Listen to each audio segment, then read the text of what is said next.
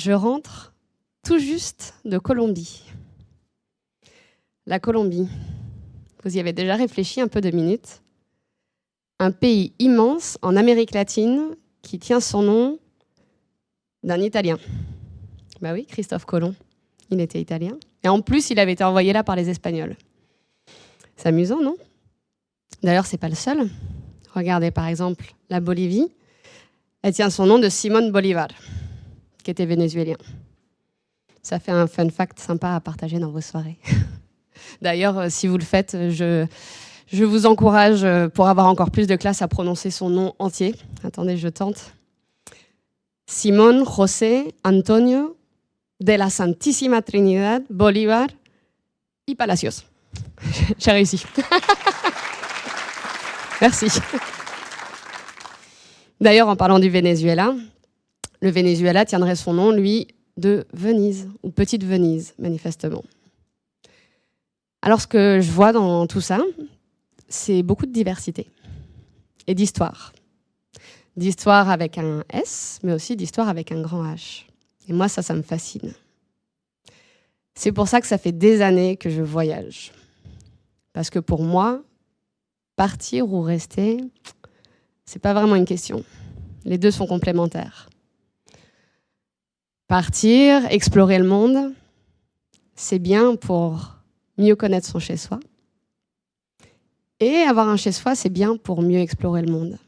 Alors, je dis chez-soi, on peut le comprendre comme là où on habite, mais on peut aussi le comprendre comme ça. Et moi, mon but ultime depuis une 15aine d'années maintenant, c'est de partager ça avec un maximum de personnes. Autant vous dire que je suis particulièrement contente d'être avec vous ce soir.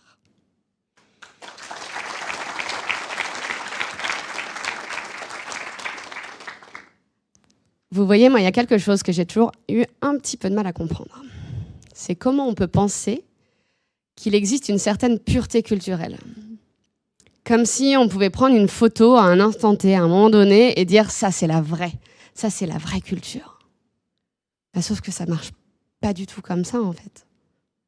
La culture, c'est un processus dynamique.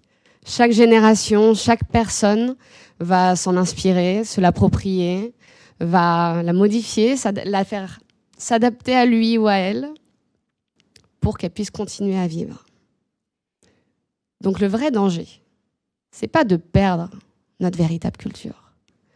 Le vrai danger, c'est de chercher l'uniformité. Parce que si on cherche l'uniformité, on est à peu près sûr d'exclure tout le monde. Alors vous voyez, là, je me suis fait un petit thé à la menthe marocain. Bon, ça, pour le coup, on est d'accord, c'est quand même typique marocain, 100% du vrai de vrai, comme on dit. Vous êtes sûr? Non, parce qu'en fait, le thé, à la base, il est quand même arrivé au Maroc au XVIIe siècle. Il poussait dans l'Himalaya et ce sont des ambassadeurs anglais qui l'ont offert à la cour marocaine. Pas mal pour du 100% marocain. Dans le même genre, on a aussi le sarrasin, qui est quand même la base des délicieuses galettes de blé noir. Ouais, je suis bretonne. Le sarrasin, au départ, il vient d'Asie du Nord-Est. Il est passé par la Russie, par la Mongolie et par le nord de l'Europe avant d'arriver en Bretagne seulement au XVe siècle. Alors, vous avez vu, je parle à votre ventre d'abord. Attendez, je vais poser ça. Ce sera plus facile. Hein. Je parle à votre ventre d'abord, il paraît que c'est notre deuxième cerveau. Mais bon, ça s'applique à d'autres domaines aussi. La musique, par exemple. Vous voyez, le violon, qui est un instrument typique, classique des musiques classiques, justement, occidentales, mais aussi des musiques populaires, notamment en Bretagne, par exemple. Le violon, il a été créé seulement au XVIe siècle. Et en Italie, il est arrivé en France qu'après. Le flamenco espagnol, il est inspiré des danses gitanes du nord de l'Inde. Et même plus loin, dans le sport, on est d'accord, le foot, c'est quand même assez central dans nos cultures. Le foot tel qu'on le connaît, il s'est formalisé seulement au XIXe siècle, en fait.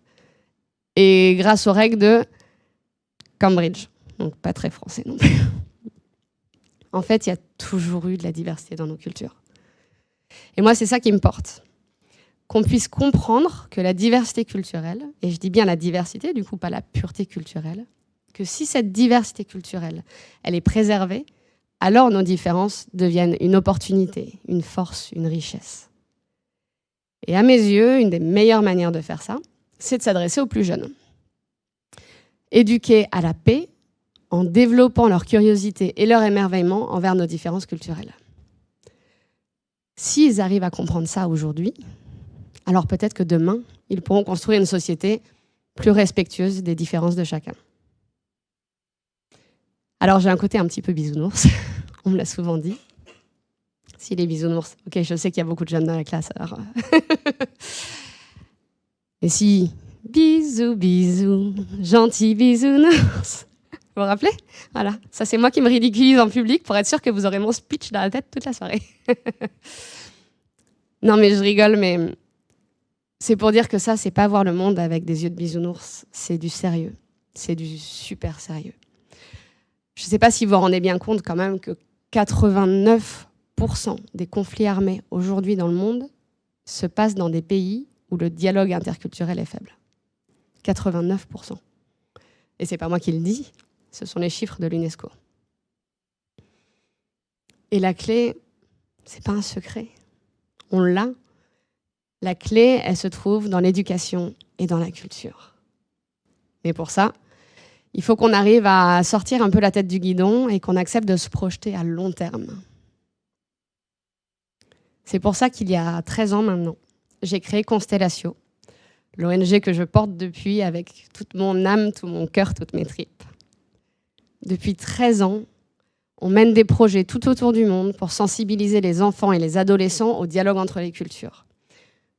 Donc on développe leur curiosité envers les autres cultures, bien sûr, mais on leur apprend également à mieux connaître, à partager et à valoriser leurs propres identités culturelles, au pluriel. Depuis 13 ans, en fait, j'allais vous expliquer, mais je pense que le mieux, c'est que je laisse la parole à une des élèves d'un de nos projets, la petite Alia, qui a 9 ans, qui est tunisienne, et qui a participé à un échange franco-tunisien qu'on a mené il y a quelques années. Je vais lui laisser la parole. Je croyais pas que c'était du porc et après, bark, parce que c'est interdit. Dans le Coran, on n'a pas le droit de manger du porc. Ils m'ont dit, nous, ça nous fait rien, donc je leur dis, en restant amis. Ils sont très gentils. Très, très, très gentils. Vous avez vu comme ça peut être simple et évident pour une petite fille de 9 ans. Alors pour faire bouger tout ça, il faut s'adresser à chacun. Il faut aussi prendre le temps de ralentir dans notre monde à 100 à l'heure, prendre le temps d'investir dans nos nouvelles générations pour leur donner les clés pour qu'ils puissent construire un monde qui leur ressemble, plus respectueux de chacun, sain, moins conflictuel. Et ça se passe dans toutes les strates de la société.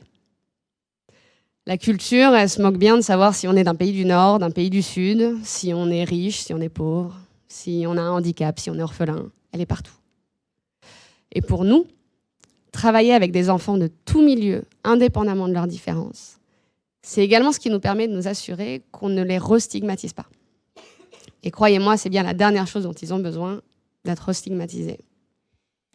Puis quand on y réfléchit un petit peu, finalement, c'est tout aussi important d'amener la culture à un enfant qui en est éloigné, de lui apprendre à s'intéresser aux autres cultures, mais aussi à mieux connaître la sienne, que d'éduquer un enfant d'un milieu aisé qui sait, demain peut-être dirigera des entreprises, des gouvernements, de lui apprendre l'importance du respect des différences. Et finalement, excusez-moi, je suis un peu émue. Ce que je voudrais vous dire, c'est que ça fait 13 ans maintenant, on a sensibilisé plus de 5000 enfants dans 14 pays différents. Et les réactions, elles sont partout pareilles. Des histoires, je pourrais vous en raconter des milliers, des vraies histoires. Il y en a une en particulier qui me touche au cœur et que j'ai envie de partager avec vous aujourd'hui. Il y a quelques années, je travaillais dans une école primaire tunisienne. En résumé, j'avais les équivalents CE2, CM1 et CM2 toute l'année scolaire, chacun 2 heures par semaine. Et on menait des ateliers sur la diversité au sens large. J'avais carte blanche, c'était génial. Donc on s'amusait bien. On avait des cours sur la cuisine, sur les danses traditionnelles, sur la musique, etc. Et un jour, j'ai décidé de faire un atelier sur les stéréotypes et les préjugés. Alors l'idée, globalement, c'était de leur faire comprendre que les stéréotypes, en fait, on en a tous. Notre cerveau, il a besoin de catégoriser pour comprendre, pour pouvoir s'adapter et réagir au monde qui l'entoure. Le vrai problème, c'est quand on juge des personnes sans les connaître sur la base de ces stéréotypes. C'est ce qu'on appelle les préjugés. Alors c'est assez rigolo de travailler sur ce sujet-là en Tunisie parce qu'il y a énormément de stéréotypes par ville. Et les élèves comprenaient bien, on a parlé des blondes, on a parlé des Français, on a parlé des Sfaxiens, enfin voilà. Jusqu'à ce qu'on parle des Noirs. Et là, on a un élève, il devait avoir quoi, 8 ans, qui était catégorique. C'était pas pareil. Et il voulait pas entendre raison. Toute la classe s'est unie pour essayer de lui faire comprendre. Et il lui disait, mais t'imagines, toi, si tu étais en France, que tu étais le seul arabe dans la classe et que c'était pour ça que les gens ne voulaient pas jouer avec toi, tu trouverais ça normal? Et il était tellement ancré dans son opinion qu'il disait, bah oui, ce serait normal. Alors, je suis repartie de cet atelier. Je vous laisse imaginer. J'étais dépitée. Je me suis beaucoup remise en question. Je me suis dit, mais si j'arrive pas à faire changer d'avis un enfant de 8 ans, à quoi ça sert? Et puis voilà, et puis le week-end a passé. Je suis revenue à l'école le lundi et la maîtresse de français me fait venir dans la classe. Et elle dit à cet élève, raconte à mademoiselle Charlotte ce que tu nous as raconté. Donc c'était des élèves qui étaient de familles plutôt aisées. Il y en avait pas mal qui vivaient dans des résidences avec gardiens, tout ça. Et donc il me dit, ce week-end, le gardien de ma résidence m'a proposé de jouer au ballon avec lui. Mais il était noir. Et en fait, j'ai dit oui. Et en fait, il était gentil. Excusez-moi, ça fait des années que je raconte cette anecdote. À chaque fois, j'ai les larmes aux yeux. Ça me touche particulièrement parce que être témoin direct de cet impact, le voir, c'est très très rare. En tout cas, c'est très rare dans mon travail. Moi, j'ai un travail de foi. Je sème des graines et je sais pertinemment que la plupart du temps, je ne les verrai pas pousser. Mais si on est suffisamment nombreux à semer des graines, et si par chance, il y a un peu de soleil, un peu de pluie, ben ces graines-là, elles finiront par germer et par pousser. Et si on a de la chance, à devenir des plantes qui, à leur tour, graineront et répandront encore plus loin ces valeurs que l'on porte de découverte de l'autre et de découverte de soi. Ce que j'ai envie de vous transmettre aujourd'hui, à nouveau, je pense que je vais laisser la parole à une de nos élèves, Capucine, qui, pareil, 9 ans, a participé au même projet que la petite Alia. Et je trouve qu'elle le dit tellement mieux que moi. Alors, je vais la laisser vous transmettre mon message. Notre pays, il est bizarre pour eux, c'est un autre monde.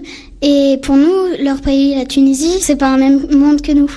Et finalement, quand on discute, tout ça, on se rend compte que finalement, on a le même univers. On n'est pas si différents les uns des autres que ce que l'on pense. Parce qu'on a les clés. Parce que ça marche. Parce qu'il est crucial de tirer ce monde incroyable vers le haut et d'infuser de la lumière dans tout ça. Souvenons-nous de la beauté de nos identités culturelles, les miennes, les vôtres et toutes les autres. Et souvenons-nous de l'émerveillement que suscite la découverte d'autres cultures.